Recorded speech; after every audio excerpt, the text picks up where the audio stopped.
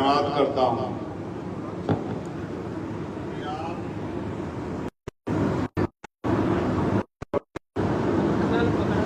सबसे पहले तो मैं आप सबका धन्यवाद करता हूं कि आप यहां आए और ऐसे माहौल में आए जिसकी सूचना मुझे दिल्ली में बैठे मिल रही थी। अपनी बात को शुरू करने से पहले मैं बहुजन समाज में जन्मे सभी संतों, गुरुओं और महान पुरुषों को नमन करता हूं। मेरे दाईं तरफ जितने महान पुरुषों की तस्वीर लगाई गई हैं और मेरे बाईं तरफ भी और यहां सामने भी, ये सब वो महापुरुष है जिन्होंने अपने जीवन में बहुत सारे अन्याय, जुल्म, तकलीफें सही। कोई एक दिन में महापुरुष नहीं बनता और कोई जीते जी भी महापुरुष नहीं बनता। महापुरुष बनने के लिए अपना सुख चैन त्यागना पड़ता, अन्याय, अत्याचार, जुल्म, जाति सहनी पड़ती है, उनका मुकाबला करना पड़ता है, तकलीफें सहनी पड़ती है और अपने जीवन को समाज के नाम समर्पित करना पड़ता है। और व्यक्ति के जाने के बाद समाज निर्धारित करता है कि वो महापुरुष था या कोई आम आदमी था। आदमी 100 अच्छे काम करे, एक गलती कर दे, वहीं समाज उसको छोड़ देता है। मैं गुरु घासीदास जी की पावन इस धरती पर पुनः आप सबका अभिनंदन, वंदन, जय भीम आप सब लोगों को करता हूं। मैं पिछली बार आया था जांजगीर चांपा में और मैंने आपको विश्वास दिलाया था कि हम जहां लड़े हैं लोकसभा का चुनाव, वहां हम लगभग 1.5 लाख वोटों से लोकसभा का चुनाव जीत रहे हैं। आप मेरी रिकॉर्डिंग उठा के चेक करवा लो। मैं कह के गया था कि 1.5 लाख वोटों से जीतेंगे और 1.5 लाख से ज्यादा वोटों से जीते हैं। और मगर मुझे भरोसा था कि जांजगीर चांपा के लोग भी हिम्मत जुटाएंगे, लेकिन आप लोग नहीं जुटा पाए, कोई बात नहीं। लेकिन आज जब मैं यहां आया हूं तो मेरे मन में कोई चुनावी बात नहीं, मेरे मन में कोई स्वागत की बात भी नहीं। मेरे मन में तकलीफ है कि मुझे आपके बीच बहुत पहले आ जाना चाहिए था, लेकिन मैं क्या करूं। आपने जो जिम्मेदारी देके मुझे भेजा है पार्लियामेंट में, वो पार्लियामेंट का सेशन कल खत्म हुआ और कल सेशन खत्म हुआ। आज आपका भाई चंद्रशेखर आजाद आपके बीच में है। मैं सुबह 4 बजे उठ के चला था कि मुझे आपके बीच में जाना है। मेरा आपका वोट का रिश्ता नहीं है, मेरा आपका खून का रिश्ता है, मेरा आपका विचारों का रिश्ता है, मेरा आपका संघर्ष का रिश्ता है, मेरा आपका दर्द का रिश्ता है। और उस दर्द के रिश्ते के नाते आपका भाई मुझे यहां की घटना के बारे में पता लगा और आज मेरे माध्यम से देश और दुनिया में बैठे हमारे लोग जानेंगे कि सतनामी क्या है। ये भी जानेंगे कि यहां जो हुआ वो कैसे हुआ और ये भी जानेंगे कि आज के बाद जो यहां होगा उसके बाद क्या होगा, ये भी जानेंगे। मेरी बात को आप लोग याद रखें। पहले जानिए दुनिया में रहने वाले लोगों कि बहुत लंबे समय पहले गुरु घासीदास जी ने मन का एक समान, मानव मानव एक समान का नारा देके और टूटे हुए, बिखरे हुए समाज को जोड़ने के लिए इस सतनामी पंथ की नींव रखी। और ये एक ऐसा पंथ है जो सिर्फ प्रेम की भाषा समझता है, जो सिर्फ प्रेम करता है, सम्मान करता है, जिनका झंडा भी सफेद रंग का है और सफेद रंग जो निशानी है वो अहिंसा की निशानी है, वो निशानी है भाईचारे की। तो छत्तीसगढ़, पहले मध्य प्रदेश का हिस्सा रहने वाला छत्तीसगढ़, जिसकी पहचान सतनामी समाज से है, वो सतनामी समाज जो अपने दम पे यहां जुल्म, जाति, अन्याय, अत्याचार के खिलाफ लड़कर और अपनी पहचान के साथ आगे बढ़ रहा है, जिसने देश में, दुनिया में अपना झंडा डंडा बुलंद किया, अपना नाम कमाया, इस छत्तीसगढ़ का नाम रोशन किया। यह है सतनामी समाज।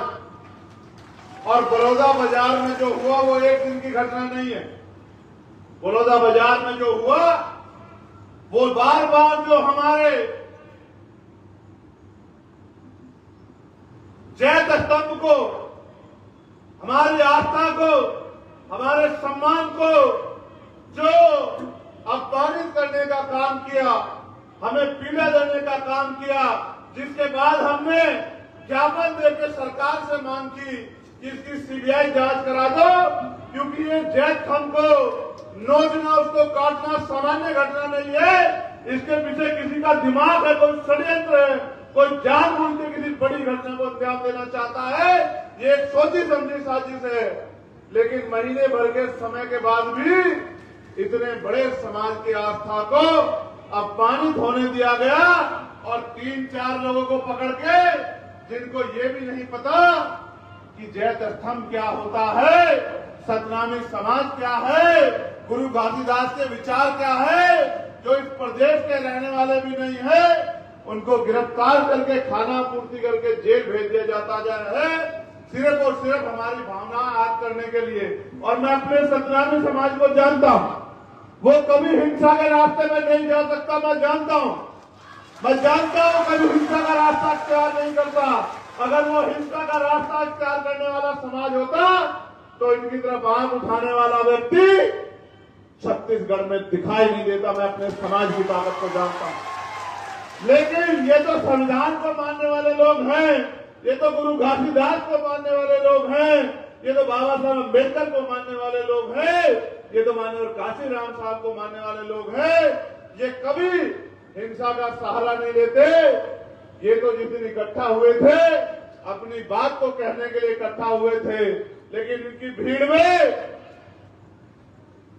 जिन असामाजिक तत्वों ने इस घटना को अंजाम दिया, जिन्होंने जानबूझ के उस षड्यंत्र को हवा दी और इस समाज की आस्था को चोट पहुंचाते हुए और इस समाज को बदनाम करने के लिए पूरी दुनिया में जिस तरह का षड्यंत्र किया और जिस तरह की घटना को अंजाम दिया, सरकार ने उसकी तह में जाना सही नहीं समझा और सरकार ने निर्दोष सतनामी लोगों को टारगेट कर करके, जो इस समाज के निकले हुए लोग हैं, जो समाज में फैली हुई कुरीतियों को दूर करने और गुरु घासीदास जी के विचारों को दुनिया में पहुंचाने का काम कर रहे हैं, जानबूझ के टारगेट करके उन्हीं लोगों को जेल भेजने का काम किया। और जेल भी ऐसे नहीं भेजा, दुनिया में रहने वाले लोगों सुनो, जेल भी ऐसे नहीं भेजा, उनकी खाल नोच नोच के, लाठियों से पीट पीट के, उनको जूतों से पीट पीट के, उनको बेइज्जत करके उनके हाथ पैर तोड़ के जेल भेजा।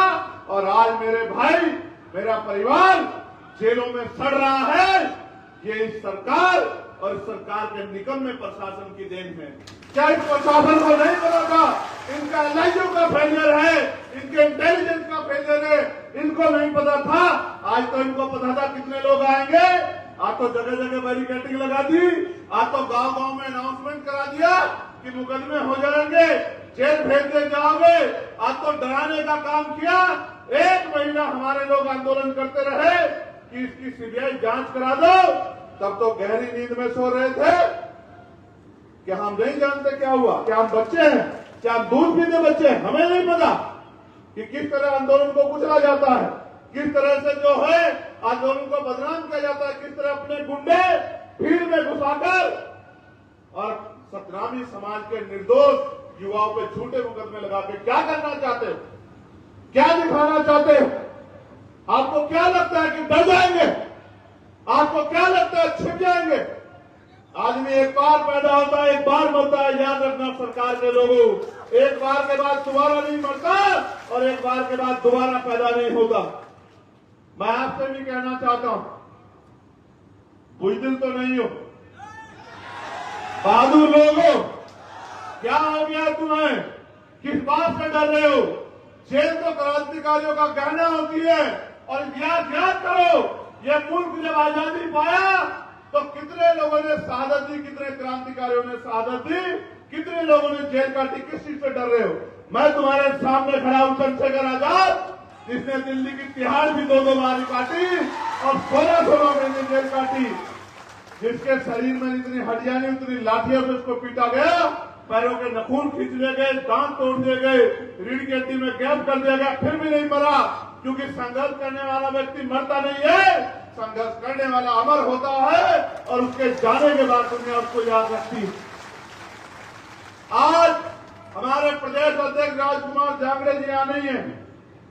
वो बेचारे पहले उनको एक्सीडेंट हो गया, बड़ी मुश्किल से उसकी जान बची आपकी प्रार्थनाओं से, गुरु घासीदास जी के आशीर्वाद से।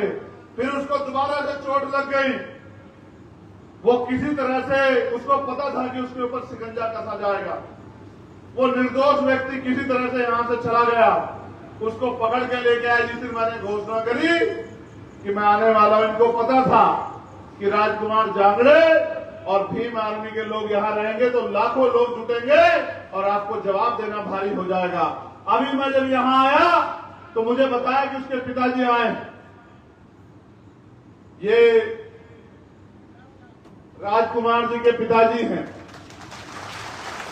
ये सिर्फ राजकुमार के पिताजी नहीं है, ये मेरे भी पिताजी हैं, चंद्रशेखर आजाद के भी, क्योंकि वो हमारा नेता है यहाँ। वो हमारे लिए और आपके लिए 24 घंटे 7 दिन खड़ा रहता है। वो अपनी जान की परवाह नहीं करता। वो मेरा बहादुर सिपाही है। आज इनकी आंखों में आंसू देख के मुझे बड़ी तकलीफ हो रही। मैंने इनसे भी कहा कि क्रांतिकारियों के पिता आंसू नहीं बहाते, ये उनके संघर्ष का भी अपमान होता है।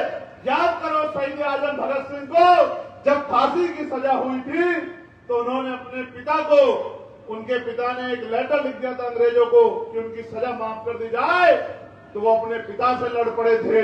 उन्होंने अपने पिता से कहा कि आपको कोई अधिकार नहीं है मेरी जंग में कूदने का, मुझे अपमानित करने का, और अंग्रेजों के सामने, जिनके सामने मैं प्राणों की बाजी लगा रहा हूं, उनके आगे झुकने का, गिड़गिड़ाने का आपको कोई अधिकार नहीं है। मेरे संघर्ष को कमजोर मत करो। मैं आपसे भी कह रहा हूं, मैं वचन देके कहता हूं, मेरा वचन अटल है, याद रखना।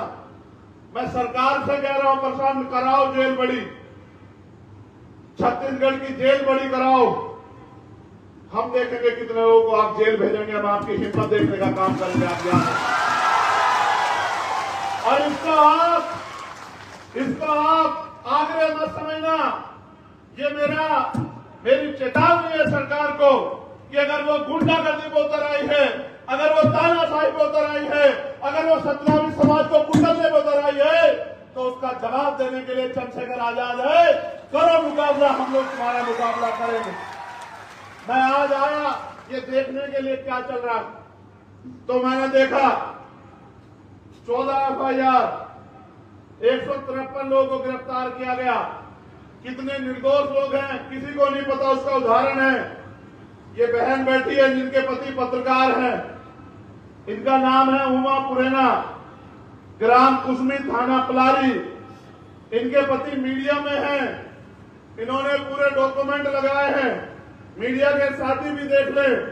उस बेचारे पत्रकार को उठा के जेल में भेज दिया क्योंकि कोई इनकी सच्ची आवाज बाहर ना पहुंचा दे, कोई जो अन्याय हुआ उसको बाहर तक ना पहुंचा दे। इनको लगता है कि ये जुर्म यहीं बंद हो जाएगा, नहीं होगा बंद।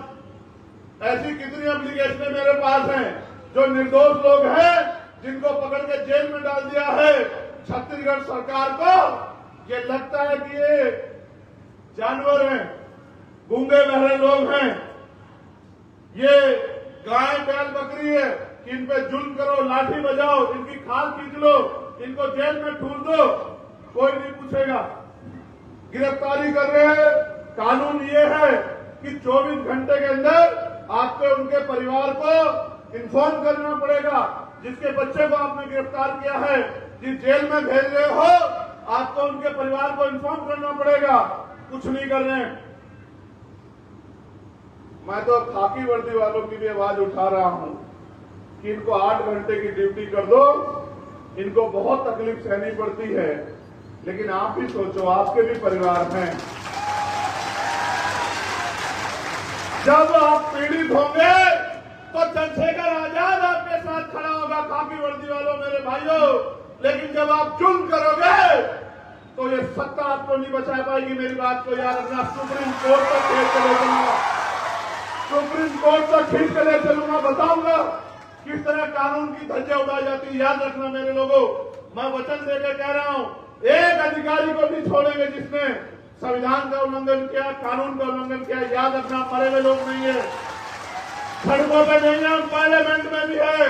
और वचन देकर कहता हूं जिस दिन दोबारा सेशन चलेगा इसी महीने में, सबसे पहले यही मुद्दा सदन में उठेगा और सरकार से जवाब मांगा जाएगा कि ये जो वर्दी पहने लोग हैं, जो हमारी तनख्वाह, हमारे पैसे से तनख्वाह पाते हैं, इनको सरकार हम पे जुर्म करने के लिए क्यों यूज कर रही है?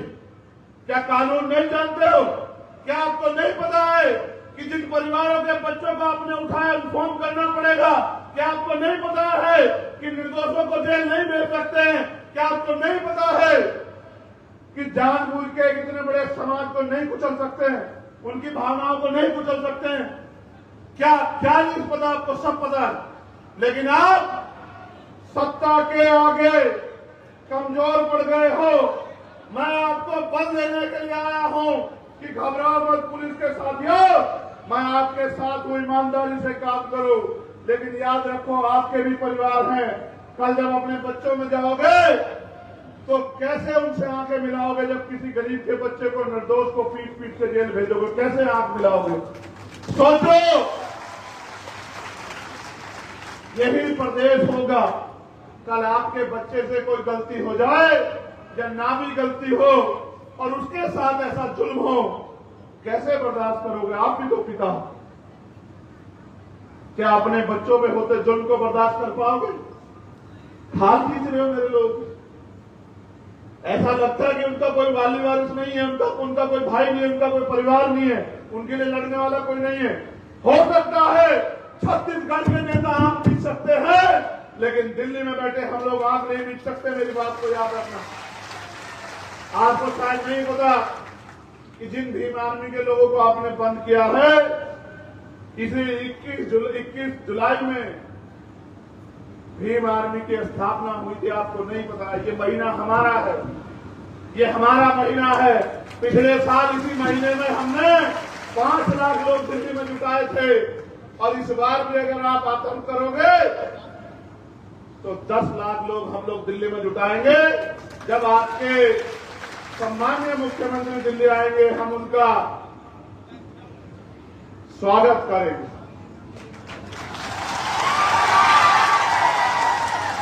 हम यहां से जब जाएंगे तो देश के गृह मंत्री जी को भी अवगत कराएंगे कि उनकी सरकार वहां क्या कर रही है, उनकी सरकार वहां किस तरह जुल्म कर रही है।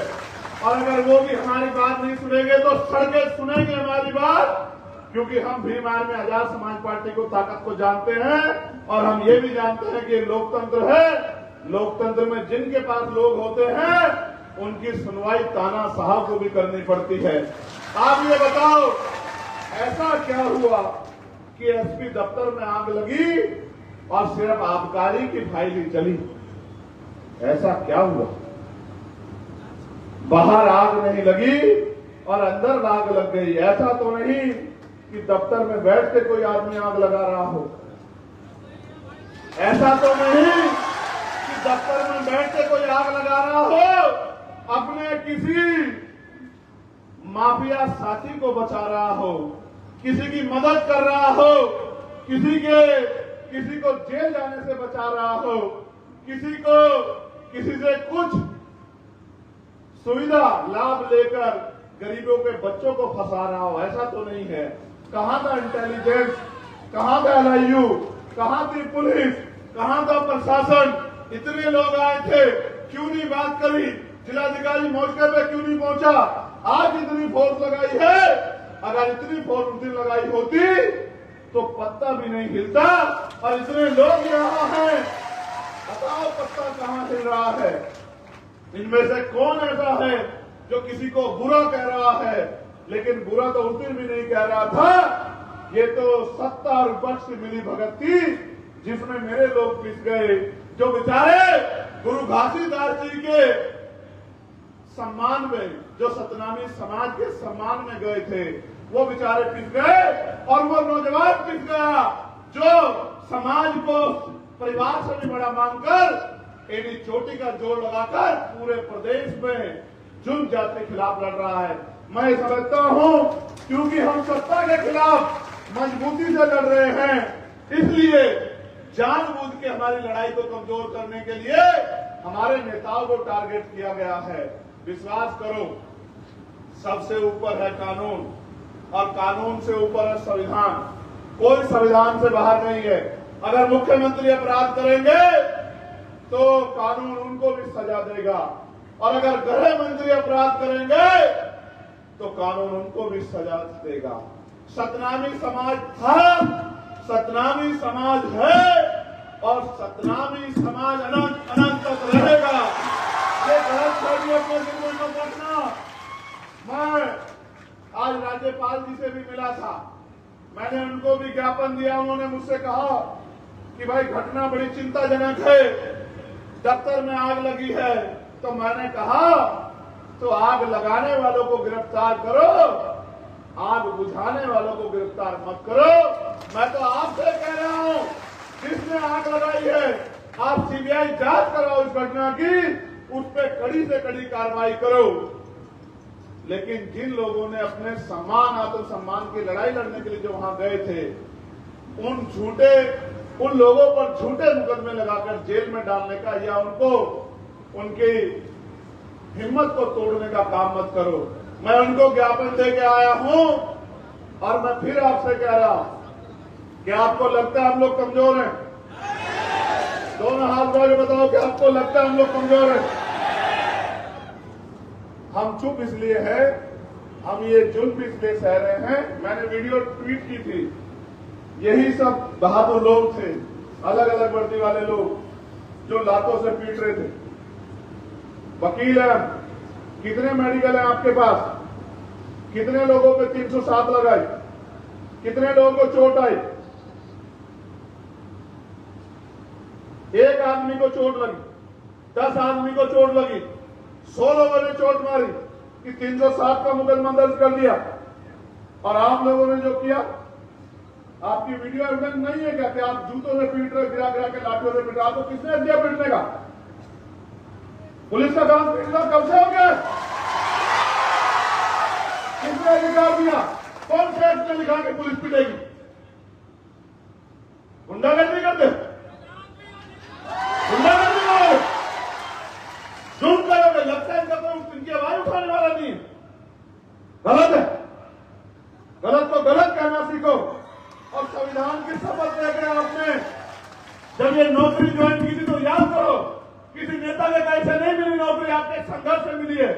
और आज इतना जमीन मर गया कि आंखें बंद करके जुल्म कर रहे।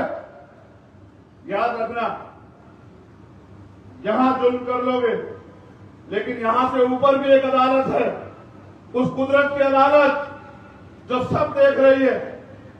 आपके किए हुए कार्य उस कुदरत को दिखते हैं।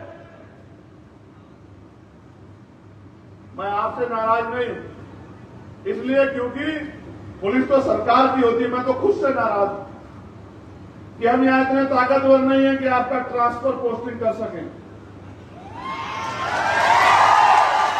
हम यहां इतने ताकतवर नहीं कि आपको सस्पेंड कर सकें। हम यहां इतने ताकतवर नहीं कि आप पे मुकदमा लगा के आपको जेल भेज सकें।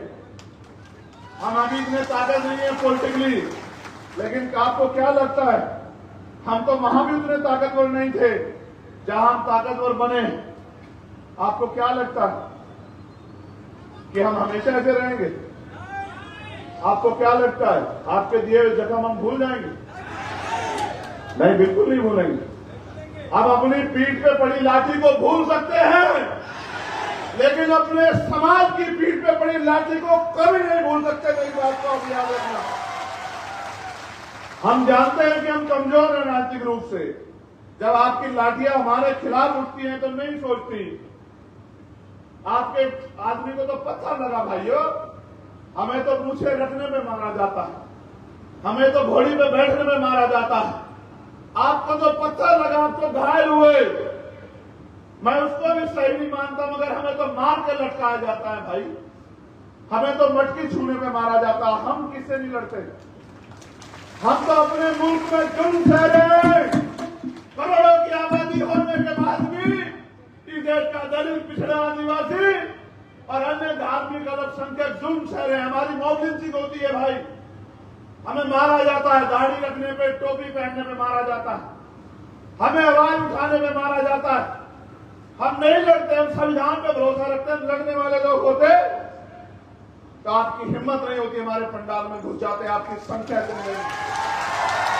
लेकिन आप जानते हो, क्योंकि लंबे समय से इनके नेताओं ने इनको ठगाया है, तो आप इनको बेसहारा मानते हो। लेकिन अब ये बेसहारा नहीं है, अब इन पे एक मजबूत आवाज है, जो इनका नेता नहीं है, इनका भाई और इनका बेटा है, जो अपने प्राणों के बलिदान लगा देगा, लेकिन इनको कमजोर नहीं पड़ने देगा। मैं आपसे भी कहता हूं, हाथ जोड़ के कह रहा हूं, इसे मेरी विनती मानो कि इस जुल्म को बंद कर दो। इसमें सबकी भलाई, और जिन निर्दोषों को आपने गिरफ्तार किया है उनको छोड़ दो बिना शर्त के। इसमें सबकी भलाई, वरना फिर आंदोलन होंगे। और इस बार आंदोलन अगर छत्तीसगढ़ में हुआ तो उसका प्रचार करेगा चंद्रशेखर आजाद गांव-गांव घूमकर। उसका प्रचार करेगा भीम आर्मी का एक पदाधिकारी, आजाद समाज पार्टी का एक पदाधिकारी। क्योंकि लोकतंत्र में आप हमें नहीं रोक सकते हो अपनी आवाज उठाने से। इसलिए मैं आपसे कहना चाहता हूं, जितना जल्दी हो सके किसी को खुश करने के लिए किसी पे जुल्म करना ये न्याय नहीं। न्याय का सिद्धांत तो ये कहता है कि 4 दोषी बच जाएं, लेकिन एक निर्दोष को सजा नहीं होनी चाहिए। लेकिन आप तो पहले से जज बन गए, जूते से मारते हो। हम तो वो हैं, उसका जूता बनाना जानते हैं, हमें जूते से मारते हो। मारो, आपके जूतों के दम भी देखेंगे। ये जूते भी हमारे लोगों द्वारा बनाए गए हैं, चिंता मत करो। उतार लो हमारी खाल उतार लो। हमें जूतों से मारो, हमें लाठियों से मारो, हमारी खाल खींच के जेल में बंद कर दो। हमारे लोगों का भी जमीन मर गया है, जो बाबा साहब अम्बेडकर के संविधान की वजह से समाज को मिले आरक्षण में नौकरी कर रहे हैं। हमारे नेताओं का भी जमीन मर गया है। 10 साल बाद भी हम लोग अपने मुल्क में जुल्म सहेंगे, हमारा सच। सुनो दुनिया में रहने वाले लोगों, हम इस देश में सुरक्षित नहीं है। मर गया, वो कहती मेरा बेटा शहीद हुआ है। उसने दूसरा बेटा भी देश के लिए संघर्ष करे और बलिदान देने की नौबत आए। सतनामी समाज के लोगों, क्या हो गया तुम्हें? तुम वो लोग हो जिन्होंने दुनिया को जाओ, जेलों के सामने चले जाओ, थानों के सामने चले जाओ, हाथ बांध के जाओ, किच करो, हमें गिरफ्तार भेजो जेल। जब आपके समाज को इस सरकार ने, इस प्रशासन ने, पुलिस ने विकलांग निपटाने की तैयारी कर दी, तो तुम अपनी बारी का इंतजार क्यों कर रहे हैं? वैसे भी तो मर ही रहे। अगर मरे तो समाज के लिए लड़ते मरे, क्या हुआ? ये समाज वर्षों वर्षों तक याद रखेगा कि हमारे समाज में कोई बहादुर व्यक्ति पैदा हुआ था। जाओ, ये जो बैठी है, ये हमारी छोटी बहन, ये उमा, मुख्यमंत्री जवाब दो। एक निर्दोष को जेल भेज दिया, इसका 1.5 साल का बच्चा है, किसके भरोसे भेजा एक निर्दोष को जेल? ये कहां से अपने घर को चलाएगी? ये किसके आगे हाथ फैलाएगी? ये कुर्सी पे बैठ के, ये इसलिए बैठे कुर्सी पे, ये है आपका प्रेम सतनामियों से, यह है आपका न्याय। इसका घर कैसे चलेगा? इसके बच्चे के सामान, उसके खाने का सामान, उसके पहनने के कपड़े, उसके और जरूरी सामान कहां से आएंगे? बताओ मुख्यमंत्री। नहीं दे पाओगे तुम लोग जवाब, क्योंकि तुम पे जवाब है भी नहीं। क्यों? मैं जान गया हूं कि किसी और को बचाने के लिए, अपने मित्र को बचाने के लिए, अपने माफिया साथियों को बचाने के लिए तुमने गठजोड़ किया। अगर हो ईमानदार तो कराओ घटना की सीबीआई जांच। अगर हमारे व्यक्ति ने अपराध किया होगा तो हम हाथ बढ़ के जेल भिजवाएंगे, और अगर किसी और ने अपराध किया होगा तो हमारे निर्दोष लोगों से माफी मांगना कि तुमने अपनी तानाशाही के चलते हमारे लोगों को जुल्म किया। अगर है हिम्मत, है न्याय करने की हिम्मत, तो कराओ सीबीआई जांच। हम लोग सीबीआई जांच के लिए तैयार हैं।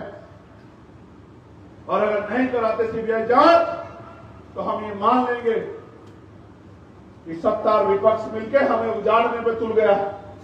सत्ता और विपक्ष मिलकर हमें और हमारे पंथ को जबरदस्त करने के लिए लग गया, जो कि हो नहीं सकता।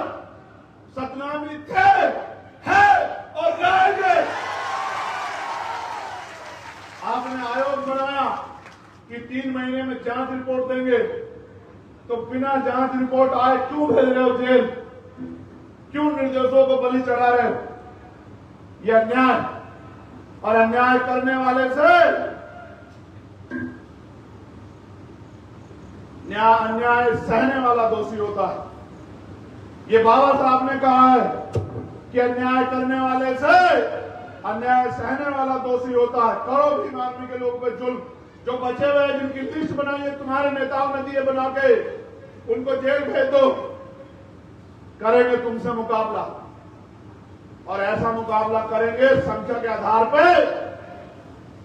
ये आंदोलन तुम्हें जीवन भर याद रहेगा। मेरी बात को भी याद रखना जब तक रहोगे।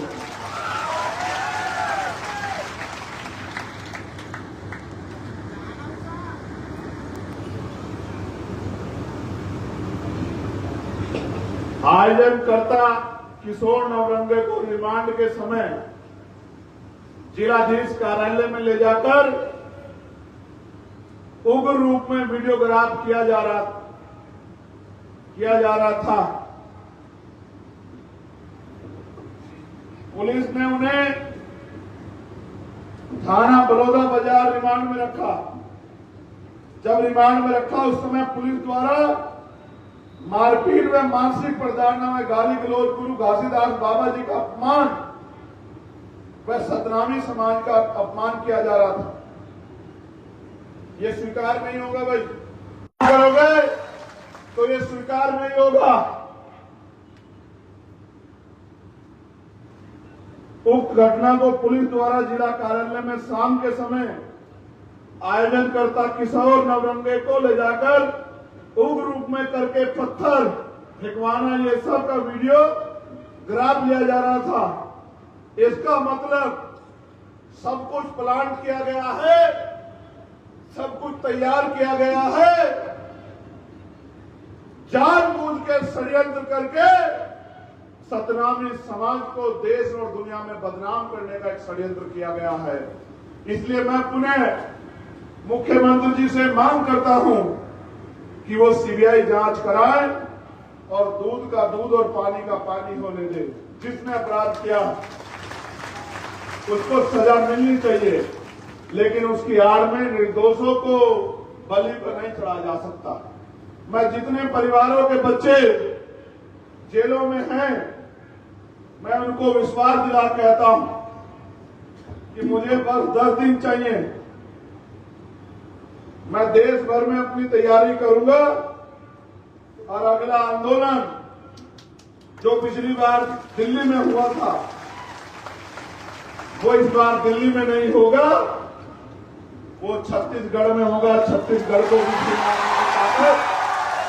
पता लगनी चाहिए, और वो आंदोलन में अनिश्चितकालीन होगा। और वो आंदोलन तब तक चलेगा जब तक ये जुल्म खत्म नहीं होगा। आप यहां पहुंचे, किस तरह आपको डराया गया मैं जानता हूं। किस तरह बैरिकेडिंग लगा के नाम पते लिख के आपको कमजोर करने की साजिश रची गई। लेकिन यहीं से अंदाजा लगा लो, प्रशासन और पुलिस के लोगों, इतने डराने के बाद भी अगर मेरी एक आवाज पे इतने हजार लोग यहां इकट्ठे हो सकते हैं, तो जिस दिन मैं खुद यहां आंदोलन को नेतृत्व करने के लिए प्रचार प्रसार करूंगा, उस दिन छत्तीसगढ़ में कितना बड़ा आंदोलन होगा, इस बात को समझो। हम तो जुल्म सहने के आदी हो गए। लेकिन मैं समझता हूं कि हर चीज का अंत होता है, इस जुल्म का भी अंत होगा। मैं पुनः आप सबका धन्यवाद करता हूं